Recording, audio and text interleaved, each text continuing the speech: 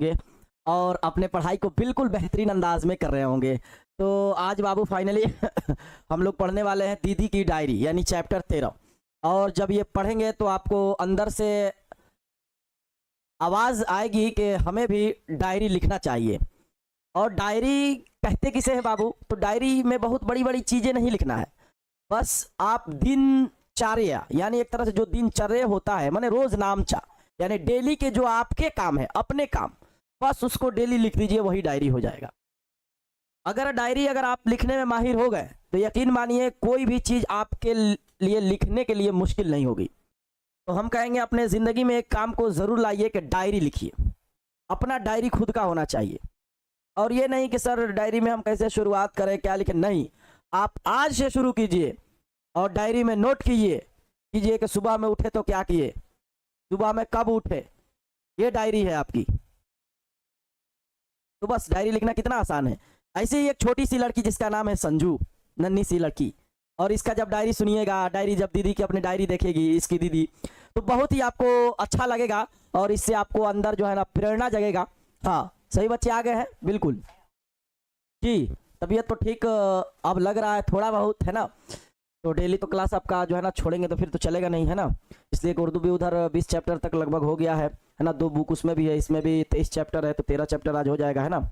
इस वजह से छोड़ना बहुत मुश्किल है, इसलिए थोड़ा सा तबीयत नासाज है, लेकिन फिर भी जो है ना ठीक ठाक है, तो आप लोगों के लिए क्लास ले लिए, है ना।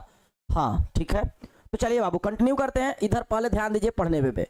तो बाबू आज हम लोग जो पढ़ने वाले हैं दीदी की डायरी, ये जो आप देख रहे हैं दीदी की डायरी, ये क्या है बाबू? इसके मुसन्निफ कौन है? तो संकलित या इसी को कह सकते हैं पाठ्य पुस्तक विकास समिति। असल में संकलित के मतलब जैसे आप उर्दू में पढ़े ना, माखोज यानी अखज किया गया, यानी चुना गया, यानी लिया गया, यानी सब लोग मिल के संकलित किए हैं या सब लोग मिलकर इसके डायरी को लिखे हैं, तो एक तरह से उसको कह सकते हैं संकलित या पाठ्य पुस्तक विकास समिति। अब आपको समझ में आ रहा होगा कि हाँ सर पाठ्य पुस्तक विकास समिति, अच्छा कोई एक जरूर सब लोग मिले होंगे और इसको लिखे होंगे, तो ऐसा कुछ होता है संकलित या आपको पापू भी। क्लियर है ना। तो ये दोनों में आपको फर्क समझ में आ गया होगा, कहीं संकलित तो कहीं आपको देखने को मिलेगा पाठ्य पुस्तक विकास समिति। तो ये वाला चीजें क्लियर हो गया होगा। अब हम लोग आगे की ओर बढ़ते हैं बाबू, ध्यान दीजिएगा इधर। आज जो हम लोग पढ़ने वाले हैं चैप्टर और हिंदी नॉन हिंदी तो कोई शक नहीं है, पाठ 13 हो जाएगा। नाम दीदी की डायरी, रचनाकार कहिए या इसी को आप कह सकते हैं बाबू लेखक। इसी को क्या कह सकते हैं आप बाबू? लेखक कह सकते हैं। संकलित है, विधा में क्या है? डायरी है, ठीक है। दीदी की डायरी है ना, नाम ही है दीदी की डायरी, मतलब उसकी एक बहन है तब तो दीदी की डायरी हुई। तो अब तो समझ में आ गया होगा हेडिंग टॉपिक से कि दीदी की डायरी, अब तो समझ में आ गया होगा। तो चलिए शुरू करते हैं और बहुत ही अच्छा लगेगा, है ना। और जब ये डायरी पढ़ेंगे तो आपके अंदर बहुत कुछ फीलिंग आएगी और अपने अंदर एक ऐसा जिज्ञासा जगेगा कि हमें भी अपने जीवन में जो है ना अपनी डायरी लिखनी चाहिए, दीदी की ना लिखकर अपनी डायरी। ये दीदी की डायरी है। चले खैर समझते हैं हम लोग, है ना। तो यहाँ ध्यान दीजिए, हाँ बिल्कुल हाँ थोड़ा बहुत है, ठीक हो जाएगा।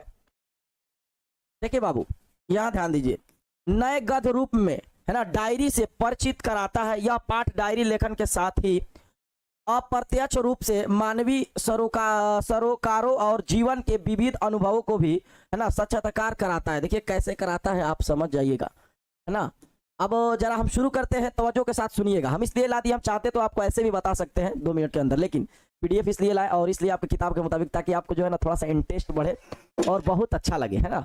और अच्छा लगेगा आपको, ठीक है, अच्छा लगेगा। क्लियर है ना। तो चलिए कोशिश करते हैं कि आपको बहुत अच्छा से बताएं, है ना।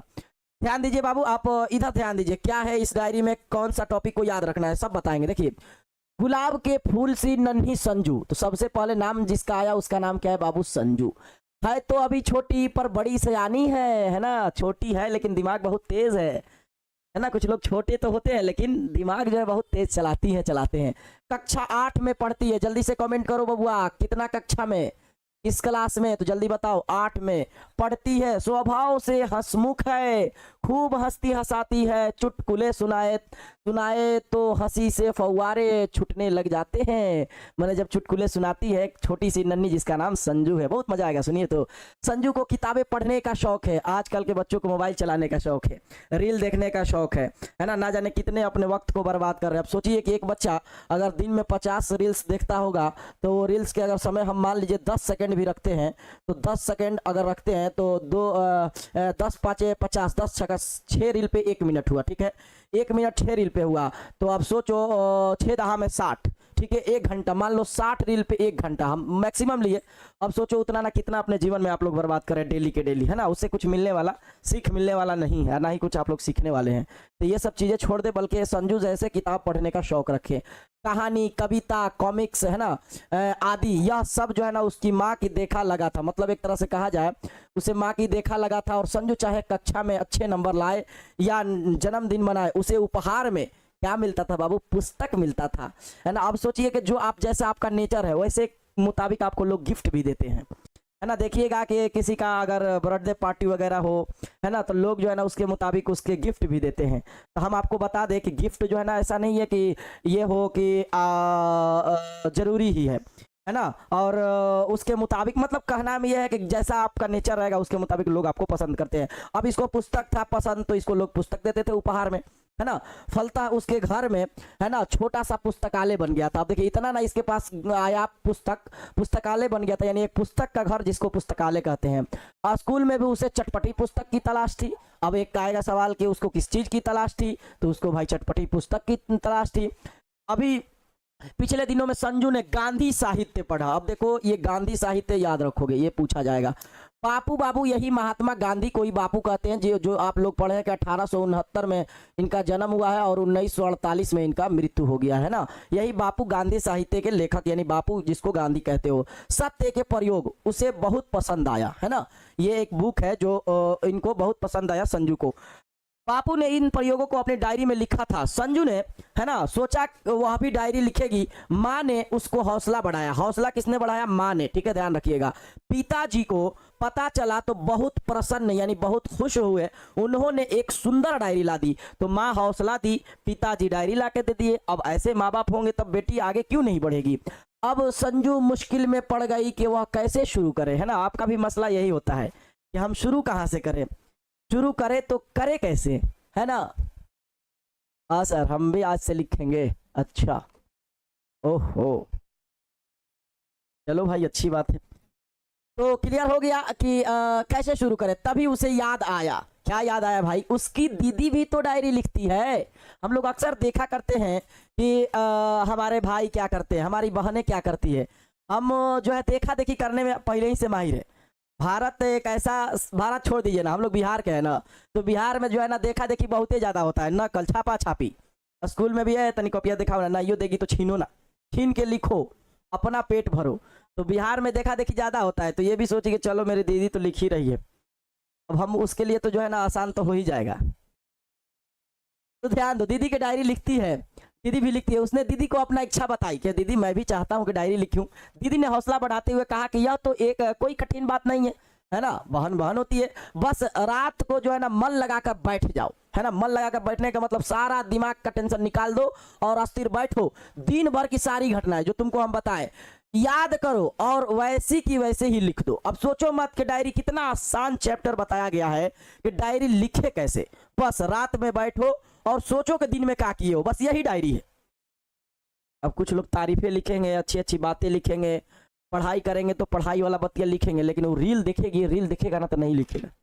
कुछ कुछ ऐसे भी बच्चे मौजूद होते हैं जिनको जो है ना अच्छा चीज़ों कहा जाए कि मतलब कि अच्छा चीज़ें को लिख दीजिए और बुरा चीज़ को निकाल दीजिए। वैसे डायरी आपका ठीक नहीं होगा। अगर बुरी चीज़ लिखिएगा, बुरा चीज़ लिखिएगा तो कल पढ़िएगा तो आपको शर्म आएगी, शर्म आएगा तो कहिएगा नहीं नहीं नहीं हम ऐसा करते हैं कि अब कल से इस काम को सुधारेंगे। तो सब काम को लिखिए। इसका मतलब है कि दिन भर की सारी घटना याद करो और वैसे की वैसे ही लिख दो। बस इसे प्रतिदिन लिखते रहना ज़रूरी है। संजू ने हट करते हुए कहा कि दीदी अपनी डायरी दिखा दो ना। वो कह रही है कि छोड़ो ना दीदी, हम तो लिखेंगे, तुम कह रही हो। नहीं होता है कि अरे थोड़ा सा नोट्स दे दो ना। अरे नोट्स क्या, ऐसे ऐसे करके बना लो ना। अरे फिर भी दो ना थोड़ा सा अपना, हम लोग कहते हैं ना। तो कहेंगे दीदी अपना डायरी दिखा दो ना, बस थोड़ा सा पढ़ कर लौटा, है ना, दूंगी। तो दीदी जो है ना अपना डायरी अब देगी। ये तो मांग ली दीदी, पहले तो हिचकिचाई फिर बात मान ली। संजू ने दीदी की डायरी के जो पृष्ठ पढ़े वो नीचे दिए जा रहे हैं। अब देखिए यहाँ से ये दीदी की डायरी वाली बात होगी, है ना। यहाँ से बात किसकी होगी बाबू? दीदी की डायरी, है ना। यहीं से दीदी की डायरी, वो तो संजू की बात हुई आप जो बने। अब ये दीदी की डायरी में शामिल है, उसकी दीदी की ये डायरी है। अब यहाँ आपको 1 जनवरी से लेके 1 जनवरी, है ना, 1 जनवरी से लेके 1 जनवरी से 7 जनवरी, 1 जनवरी 1900 है ना, 1 जनवरी 1997, 1997 से 7 जनवरी, 7 जनवरी 1997 तक का आपको घटना ये डायरी में जो है वो है। और 1 जनवरी में क्या है, 2 जनवरी में क्या है, आपको बता देंगे, याद रखिएगा, ठीक ना। तो अब देखिए 1 जनवरी 1997 में दीदी क्या डायरी में लिखी थी। कॉलेज में कक्षा के सामने ठक ठक होती रही, कारीगर पत्थर तराश रहे थे। मतलब ये डायरी में शामिल है। अब ये मत सोचने लगेगा ये सर क्या बात है, ये डायरी में जो उसके साथ घटा उसकी दीदी के साथ वही सब लिखी अपने डायरी में।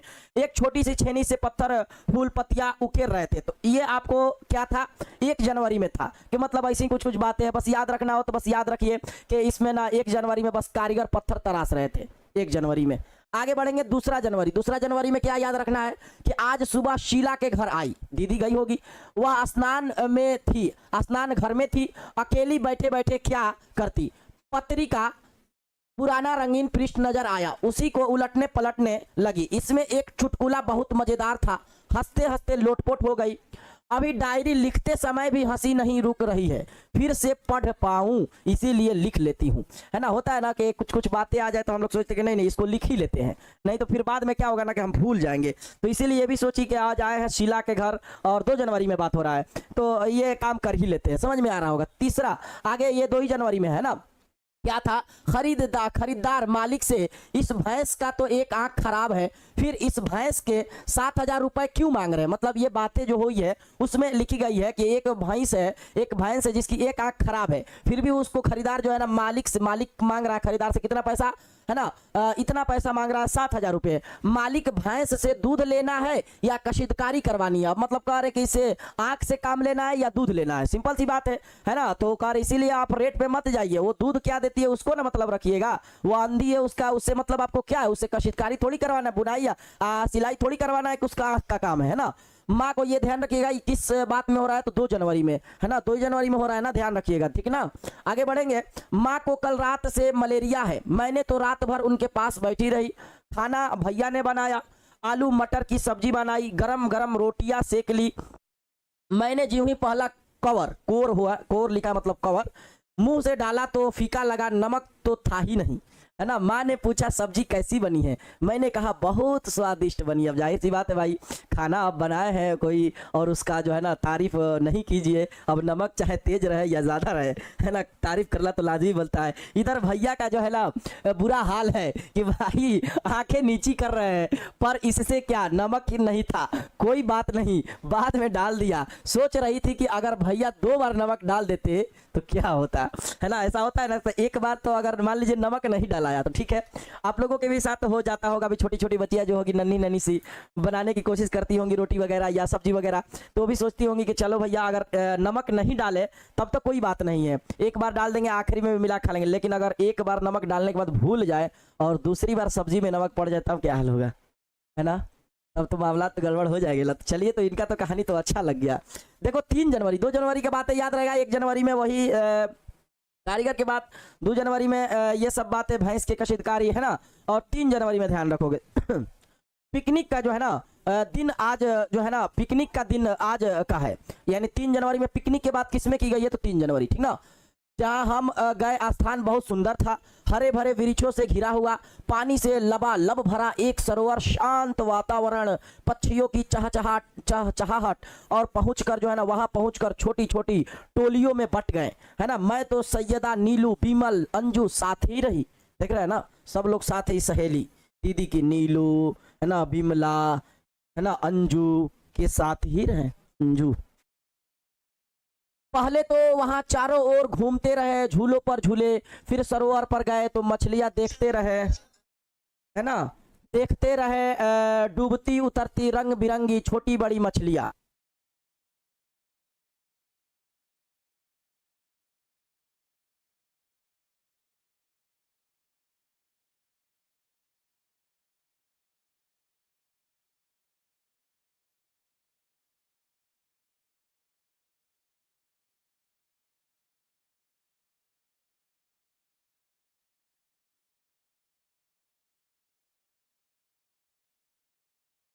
तो मछलियाँ देखते, मतलब ये कैसा बता रही हैं 3 जनवरी में, ठीक ना। तभी बहन जी ने बुला भेजा, है ना, बहन जी ने भी बुला भेजा। क्या भेजा भाई? अब सभी मैदान में आई इकट्ठे हुए, नरम नरम घास पर बैठे और गुनगुनी धूप थी, बारी बारी से हमने गाना गाया, ढोलक बजी, नाच गाने में रम गई, है ना। सब मंजू, है ना, जो कक्षा में चुपचाप बैठी रहती थी। कौन कक्षा में चुपचाप बैठी रहती थी?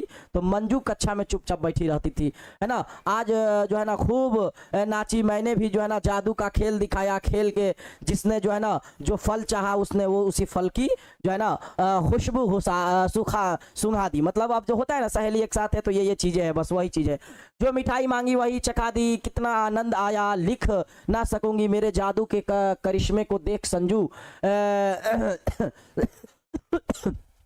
संजू तो मचल ही गई, बोली एक तो जादू तो मुझे सिखा दो दीदी, मैं भी विज्ञान के ऐसे दूसरे खेल सीखूंगी। मन करता है कि पिकनिक के दिन बार बार आए, है ना। होता है ना, कह रहे ये चीज बार बार आता तो हम लोग भी ऐसे ऐसे करते, बड़ा अच्छा लगता। 4 जनवरी पे ध्यान दो बाबू, आज रविवार था, 4 जनवरी को रविवार था। आने जाने की इच्छा तो थी नहीं, माँ ने चाट बनाई, है ना, थी। जमकर नाश्ता किया, चाय की चुस्कियां ली और फिर सुबह सुबह ही बैठ गई। सोचा वह पुस्तक ही पढ़ डालूं जो कल पुस्तकालय से लाई थी। नाम तो बड़ा अजीब था, तोतो चान। यही है, ये पूछेगा तोतो चान में किसकी कहानी है? जापानी लड़की की। तोतो चान किसकी कहानी है? एक जापानी लड़की की कहानी है, बड़ी मजेदार। जिस स्कूल में वह पढ़ती थी वह रेल के 6 डिब्बों में चलता था।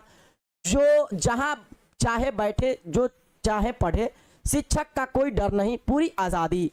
तोतो चान एक मनमौजी लड़की जिसमें अपनी शरारत के कारण कई स्कूल बदलने पड़े, है ना। वह वहां रेल के डिब्बे वाले स्कूल में जम गई, उसके जीवन बदल गया। मुझे यह पुस्तक बहुत अच्छी लगी, सोचती हूँ कि हमें भी पढ़ने की ऐसी आज़ादी मिल सकती है। मतलब एक ऐसी बच्चे होते हैं जो शरारती करते हैं ना, और शरारती करते करते क्या करते हैं कि आप सोचते हैं कि अब हम कोई ये स्कूल में नहीं जाएंगे, उस स्कूल में बहुत लोग ऐसी करते हैं, तो अपने शरारती है, लेकिन फिर भी वो क्या करती है दूसरे स्कूल में चले जाती है। और जहाँ स्कूल आता है तब तक उसका दिमाग खुल चुका होता है, और जब दिमाग बड़ी अच्छा से खुल जाए कि नहीं नहीं अब ये काम नहीं करना है, अब हमको अच्छा से पढ़ना है, तब वो समझ जाती है या समझ जाता है कि हाँ अब हमें अच्छा से बनना है, तो उस वक्त दिमाग आता है, ठीक ना।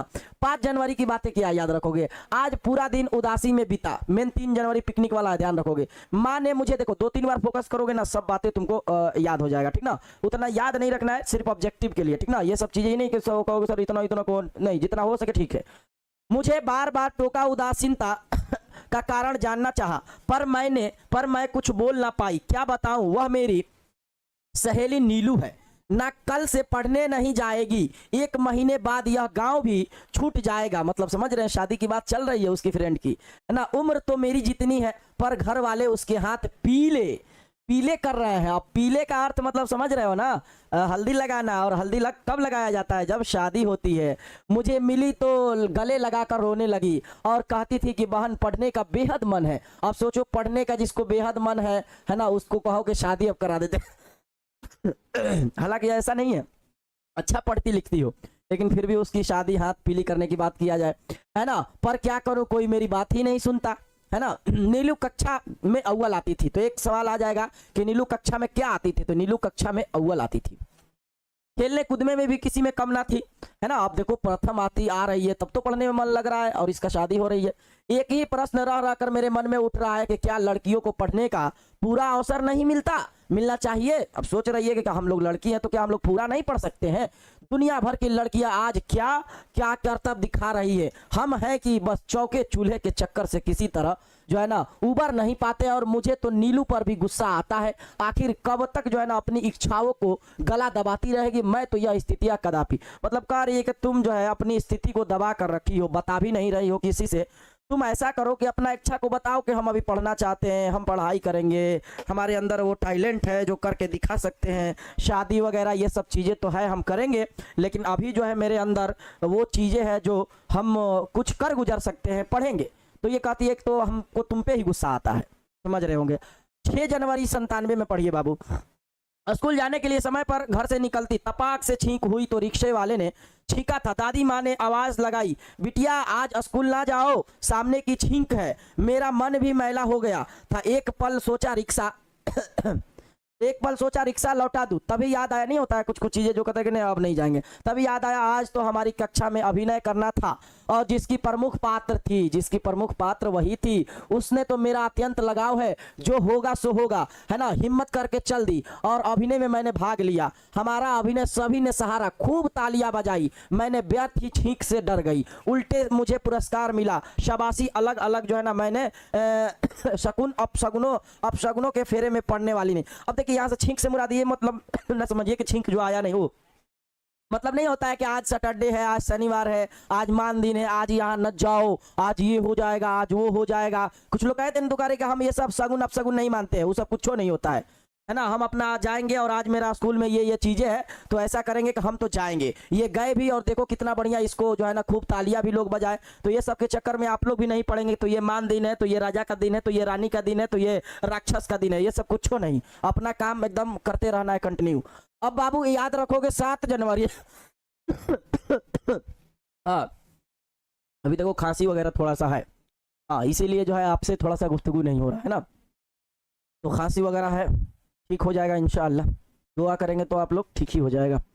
आज कुछ नहीं लग रहा है, ना पढ़ाई में मजा आया ना खेल में, कोई डांट डपट भी नहीं हुई, कभी कभी सोचती हूँ सब लोग लड़कियां को ही क्यों डांटते हैं। ये 7 जनवरी की बात है, बेचारी सोचती रहती है कि आखिर लोग जो है ना लड़कियों को ही क्यों डांटते हैं। चलो खैर कहानी तो समझ में आ गया होगा, अब आंसर लगा दो। और हम जानते हैं कि बाबू सब लोग समझ गए होंगे कि दीदी की डायरी कितनी एक संजू से नन्ही सी प्यारी सी लड़की जो सोच रही है इतनी सी बातें, है ना।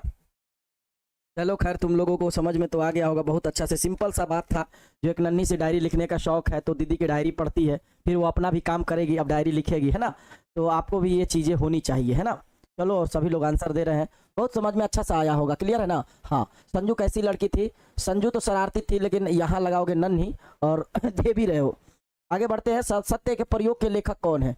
सत्य मतलब महात्मा गांधी हो जाएगा, संजू की मां नहीं, ठीक ना, महात्मा गांधी, ठीक है बाबू, क्लियर है। गद्य साहित्य की नई विधा, है ना, तो गद्य साहित्य की नई विधा पहले ही पढ़ चुके हैं आप, है ना, शुरू में ही था। डायरी, इसकी डायरी का वर्णन पाठ में किया गया है, तो पाठ में वर्णन जो किया गया है संजू की माँ के नहीं, पिता के नहीं, दीदी के डायरी के ना, तो दीदी की डायरी, और इसका आपका जो टॉपिक है वो नाम भी यही है, दीदी की डायरी। संजू को डायरी किसने ला दी थी, तो संजू को जो डायरी ला के दी थी वो कौन ला के दिए थे, तो तुमको याद है माँ ने हौसला दी थी और पिता ने डायरी ला कर दिए थे। तो आंसर क्या हो जाएगा बाबू, पिता ने। पिता आप तुम लोगों को दिखाए भी थे, है ना, और वहाँ बताए भी थे, यहाँ दिखाए थे ना कि माँ ने हौसला दी, है ना, माँ ने हौसला दी और पिता ने जो है ना एक सुंदर सा डायरी लाए, है ना, पिता ने सुंदर से, उन्होंने जो है ना पता चला तो उन्होंने उसके लिए एक सुंदर डायरी ला दी, कौन, उसका हौसला बढ़ाया, और यहाँ पिता है तो तुम लोग देखो यहाँ पिताजी है ना, तो समझ में आ रहा तो होगा आसान तरीके से, ठीक है।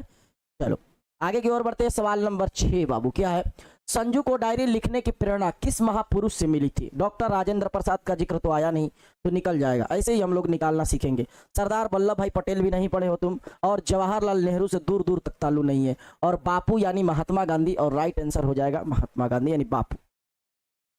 8वीं कक्षा में पढ़ती थी, तो 8वीं कक्षा में तुम लोग आंसर लगा रहे हो ना, तो आंसर दे रहे हो संजू, हाँ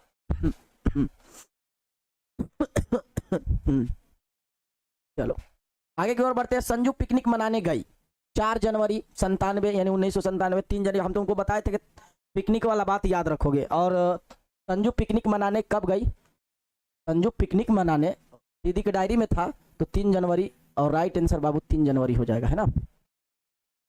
किताबें पढ़ने का शौक है, बाल गोविंद भगत, हामिद कसारा, और ये हो जाएगा संजू। आप जान रहे हो कसारा तो ये बहुत दुष्ट आदमी मालिक था, तो ये तो होगा नहीं जो पढ़े थे आप। हामिद तो ये ईदगाह का, और बाल गोविंद भगत चैप्टर 4, तो ये तो होगा नहीं, ठीक ना। संजू की किसने सहेली की शादी बचपन में ही कर दी गई थी, है ना, आपको बात चल रहा था, और जान रहे हो कि नीलू, और नीलू अपने इच्छा को भी दबा के बेचारी रखी थी, उसको प्रथम आती थी, अव्वल आती थी। संजू ने जिस गांधी साहित्य को पढ़ा उसका नाम क्या था, है ना, सत्य के प्रयोग, और सत्य के प्रयोग यहाँ इस तरह से होगा, और राइट आंसर दे रहे हो जो आप लोग ख, और राइट आंसर हो जाएगा बाबू ये।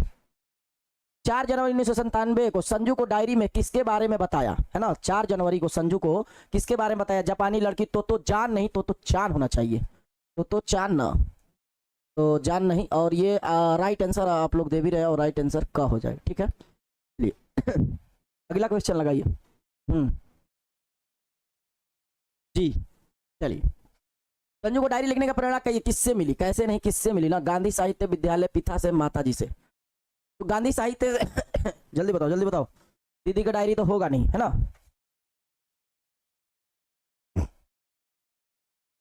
जल्दी लगाओ आंसर बाबू।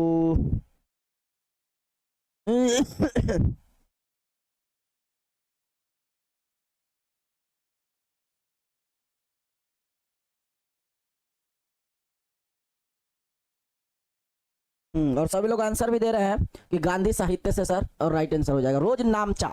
रोज नामचा यानी रोज का कार्य का बताया हम, रोज नामचा वही होता है ना? तो रोज नामचा का अर्थ बाबू रोज किए जाने वाले क्रियाकलाप को क्या कहते हैं हम लोग? रोज नामचा। हम बताए भी कि आपको डायरी कैसे लिखना है, ठीक है। संजू को उपहार में क्या मिलता था? संजू को उपहार में पुस्तक मिलता था, जिसके कारण आपको पता है कि उसके घर में एक पुस्तकालय बन गया था। स्कूल में संजू किस चीज की तलाश में रहती थी? ये तो आप भी अभी तलाश में अगर रह रही हैं या रह रहे हैं तब तो बहुत क्या है, आपके लिए बहुत ही अच्छा लाभदायक है, क्योंकि ये सब चीजें के चक्कर में रहना आपको कामयाबी का रास्ता मिलता है। और आपको सभी को पता है कि चटपटी पुस्तक के फेरे में रहती थी, चटपटी पुस्तक, जैसे लोग चटपट के फेरा में रहते हैं ना। तो चलो आगे की ओर बढ़ते हैं। डायरी में किन किन घटनाओं को लिखा जाता है? दिन भर की घटनाओं को, किसी के साथ हुए वार्तालाप को, रोज की दिनचर्या, कोई इनमें से कोई नहीं। तो एक तरह से देखा जाए तो दिन भर की घटनाओं को तो हो जाएगा, ठीक है, लेकिन यहाँ एक शब्द दे दिया है रोज की दिनचर्या को, इसीलिए इसका आंसर ये लगाओगे, ठीक ना। सत्य के प्रयोग पुस्तक के रचयिता कौन है? गांधी बापू। दे पलट के दे तो आपको घबराने की बात नहीं है। दीदी की डायरी शीर्षक पाठ में किस पर करारा प्रहार किया गया है? सामाजिक परंपरा पर, आडंबर पर, या जादू मंत्र, या मंदिर मस्जिदों पर? मतलब का नाम इसका यह है कि इस चैप्टर से आपको सबसे ज्यादा करारा प्रहार किस चीज पर पड़ा है ना, इसका मतलब ये है। और ये जो पड़ा है बाबू वो आपको जान रहे सामाजिक परंपरा पर पड़ा है। जैसे आप देखे डायरी में था कि ये दिन के छींक है तो वो दिन का ये मत जाओ, तो ऐसे नहीं करो, है ना। तो ये चीज सामाजिक परंपरा में नहीं लाना चाहिए, है ना। ये नहीं करो, आज नहीं जाओ, आज ये है, आज वो है, ऐसे नहीं करना चाहिए।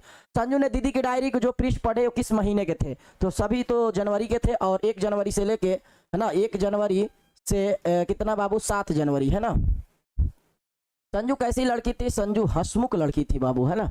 संजू को क्या पढ़ने का शौक था? तो कहानी, कविता, कॉमिक्स, या सभी? जल्दी से बताओ। और सभी लोग आंसर दे रहे हैं कि सब तीनों बताए, पढ़ के आप सभी हो जाएगा।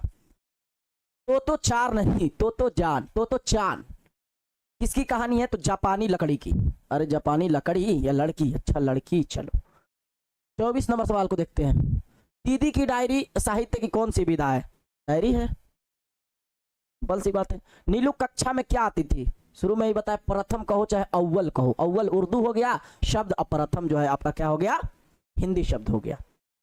विद्यालय के संस्कृति के कार्यक्रम के मुख्य पात्र थी। अब यह आया सवाल, मतलब जो आपको पता है कि ये सवाल आखिरी वाला में बात में बताए थे कि विद्यालय में जाना था और कार्यक्रम थी और उसका पात्र वही थी, और नीलू तो थी नहीं, दीदी या संजू या कोई नहीं। तो आंसर लगाओगे। और 26 नंबर के जो लोग आंसर दे रहे हैं, क्या बाबू 26 नंबर का आंसर बी जो दे लग रहा है दीदी, उनका सही जवाब होगा, क्योंकि दीदी की डायरी चल रहा है, संजू नहीं लगाओगे, ठीक ना। शादी के बंधन में कारण किसकी पढ़ाई बंद हुई? तो आपको पता है नीलू की, और नीलू राइट आंसर हो जाएगा, है ना। चलो अब देखो इसमें कौन कौन सा क्वेश्चन बनाना है, कौन कौन सा क्वेश्चन छोड़ना है बाबू।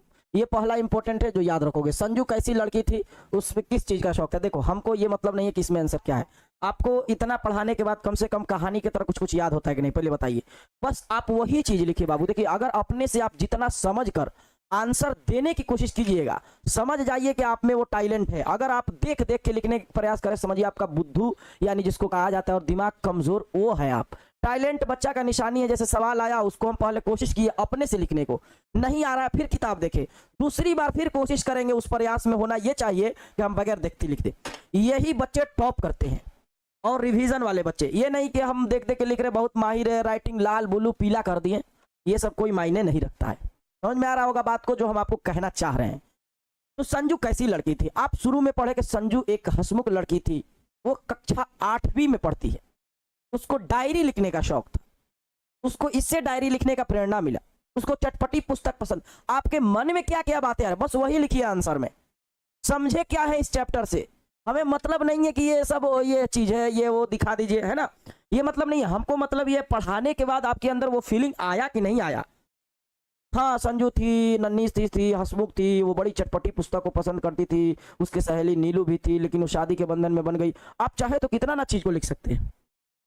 इसीलिए बाबू अपने से आंसर लिखिएगा आप लोग। संजू 8वीं कक्षा में पढ़ने वाली छात्रा थी, है ना, जो पढ़ने में बहुत ही मेधावी मेधावी कहते हैं, तेज को, इंटेलिजेंट को, स्वभाव से हंसमुख थी। उसे पुस्तक पढ़ने का बहुत शौक था। हो सके तो पहली बार पढ़ लेंगे तो स्वभाव अच्छे अच्छे जो है ना शब्द आपके जहन में आ जाएंगे, लेकिन दूसरी बार आप अपने से लिखने की कोशिश कीजिएगा। उसे चुटकुले सुनाना और हंसने हंसाने का शौक था। उसे कहानी, कविताएं एवं कॉमिक्स या पढ़ने का बड़ा शौक था। ठीक ना, तो ये इंपॉर्टेंट है। दूसरा इंपॉर्टेंट सवाल है, 3 तक इंपॉर्टेंट है, बाकी कोई सवाल नहीं, बस देख लीजिएगा। 1, 2 या तीसरा, संजू को डायरी लिखने का प्रेरणा किससे मिली? बाबू जाहिर सी बात है, संजू को डायरी लिखने का प्रेरणा बापू से, सत्य के प्रयोग से मिला, है ना, तो यही लिखेंगे मिली। गांधी जी ने इस प्रयोग के बारे में अपने डायरी में लिखा था कि इसी प्रेरित जो है ना होकर संजू को डायरी लिखने की जिज्ञासा हुई थी। और सत्य के प्रयोग के नामक के पुस्तक रचयिता कौन है? सो सत्य के प्रयोग के रचयिता कौन है? तो बाबू महात्मा गांधी हो जाएंगे, और राइट आंसर महात्मा गांधी होगा। देखिए, कोई भी हमें याद रखिएगा बाबू, एक सवाल आपसे हम कर रहे हैं, है ना, कोई भी चीज आप जब पढ़ रहे हैं तो उसको हमेशा ध्यान रखिएगा। आप पढ़ने के बाद आप उससे समझे क्या, रटे नहीं, ठीक ना। एक होता है जहन बच्चे को तेज, एक होता है कुछ देखकर याद करना। अब बार बार हम जब बता रहे हैं कि सत्य के प्रयोग के लेखक रचयिता महात्मा गांधी, गांधी जी महात्मा गांधी, तो बच्चे के कुछ कुछ होता है कि जहन में फिट हो जाता है कि हाँ अब ये याद हो गया, इसी चीज को यहाँ से लिख दिया गया है, तो ये सब्जेक्टिव में हो गया। तो हमें जो है इस चीज को पकड़ने की कोशिश करना है कि सर जिस तरह से कहानी की तरह बताते हैं, जैसे आज हम लोग दीदी की डायरी जो पढ़े, हम लोग 1 से 7 जनवरी के बारे में पढ़े। आप लोगों के अंदर कौन कौन सी बातें याद आया? शीतकारी करवानी है या फिर तुमको दूध से मतलब है ना, ये चीजें तुम पढ़े थे ना, लेकिन हमको याद नहीं आ रहा किस जनवरी में पढ़े थे। तो आपको चाहिए कि एक बार देखिए पीडीएफ में जाके या बुक में देखिए, उस वक्त देख के फिर एक बार जहन पे जोर डालिए, अच्छा अच्छा ऐसा ये जनवरी में था ना, अब हमको याद हो गया फाइनल। ऐसे जो बच्चे करते हैं ना, उनका बहुत कुछ जो है ना दिमाग का एक्टिविटी जो होता है तेज होने लगता है।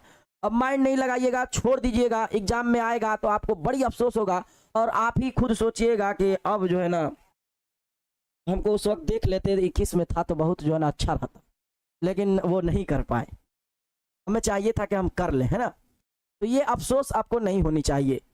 और हम आपसे कहेंगे कोई भी सवाल हो, कोई भी आंसर हो। अब जैसे में देखो, आपको हम बता दें कि ये जो है आपका ये दीदी की डायरी जो है ना, सवाल है कि दीदी के व्यक्ति को प्रत्येक दिन डायरी लिखना चाहिए। इस कथन से आप क्या सहमत है या असहमत है? तो सभी लोग तो कहेंगे कि हाँ सहमत है। तो ये अपने मन से सवाल लिखने वाला है ना कि इसको रीडिंग करवा दे आपको, लीजिए। फिर भी हम आपको दे दिए ताकि आप इससे कुछ सीख मिले। अब ये दीदी के डायरी सारांश वाला बात, सारांश तो आपको लिखने के लिए 1-2 आएगा, थोड़ा सा हम एक बार समझा देते हैं, बाकी सब सारांश आपको पढ़ने के लिए दे देंगे। देखिए बाबू, सारांश कहते हैं, पहले तो इसके माना समझ लीजिए। सारांश किसे कहते हैं? देखिए, ये मान लीजिए दीदी का डायरी एक आपका पूरा ये दीदी की जो ये डायरी है, ये आपका पूरा एक किताब में एक तरह से मान लीजिए कि पूरा कहानी की तरह है, ठीक है। उसी को शॉर्ट फॉर्म में लिखना बाबू सारांश कहलाता है। मतलब कि जैसे में होता है ना शॉर्ट कट आंसर ऐसे कहते हैं हम लोग, ये वो लंबा जो है ना तवील हो जाएगा रास्ता, यानी बहुत दूर, हम लोग कहते हैं शॉर्ट कट चलो ना। तो बस सारांश के माने क्या होता है? Short cut. आप कितना कम बातें लिखकर इस डायरी को समझा देंगे, यही सारांश है। आप कितना कम बातें लिखकर एक कहानी को बता देंगे, यही सारांश है। और सारांश लिखने का तरीका है कि पहले उसके लेखक का नाम लिखिए, वो क्या है वो लिखिए, उसके बाद उस कहानी, उस डायरी में कहना क्या चाहते हैं लेखक, शॉर्ट फॉर्म में लिख दीजिए, यही सारांश कहलाता है, ठीक है। देखिए जरा, प्रस्तुत मतलब होता है आपका किताब जो पाठ है। तो ये जैसे कैसे उर्दू में आप शामिल निसाब पढ़ते हैं, ठीक ना, मतलब आपके सिलेबस में, आपके किताब में शामिल है, ठीक है। कैसे लिखिएगा हर एक चीज, हम देखिए आपको इसका सारांश समझाने कुछ नहीं किया, हम आपको कॉन्सेप्ट ये दे रहे हैं कि आप कम से कम कोई भी सारांश लिखने का एग्जाम में आप लिख सकेंगे। ये नहीं कहेंगे कि सर हम उसका नहीं बताए थे, इसका नहीं बताए थे, कोई आए तो हम उसका आपको हल तो बता रहे हैं कि आप इस तरह से उसको लिख सकते हैं। चलिए सुनिए, पहले तो उसका लिखेंगे दीदी के डायरी के लेखक के साथ ही अप्रत्यक्ष रूप से, है ना, मानवीय और सरोकार जीवन के विविधा अनुभवों को साक्षात्कार कराता है।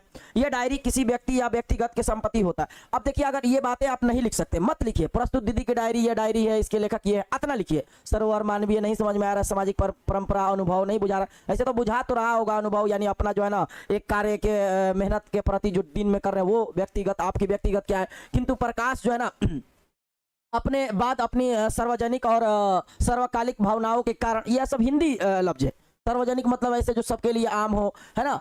तो भावनाओं को कारण साहित्य जगत की संपत्ति हो जाती है। संजू कक्षा 8 में पढ़ती है। अब देखिए यहाँ से शुरू किया गया है मेन चीज को कि संजू कक्षा 8 में पढ़ती है, जो पढ़ने में बहुत मेधावी और स्वभाव से हंसमुख है। अब कितना शॉर्ट में किया गया इसको, उसे पुस्तकें नहीं पुस्तकें, है ना, तके यहाँ रहेगा, पुस्तकें पढ़ने का शौक इसीलिए था, जन्मदिन के अवसर पर या वर्ग में अच्छे अंक लाने पर उपहार में उसे पुस्तकें मिलती थी।